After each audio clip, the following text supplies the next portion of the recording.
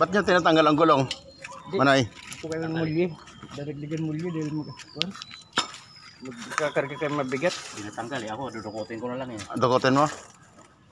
Tinatanggal eh. Hindi nyo kaya yan. Ako nakakalam dyan. Magtanggal. Yun. Dito, buti.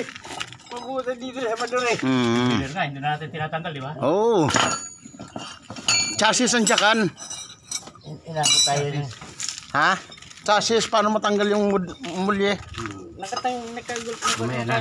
Dito, kontrahan. Ano yung yobolt? Para sigurado dito, dalawang rim dito sa likod. Oh. Bagsakan yan eh. Mga senior citizen na pa naman kayo. Hindi marami. O, diba?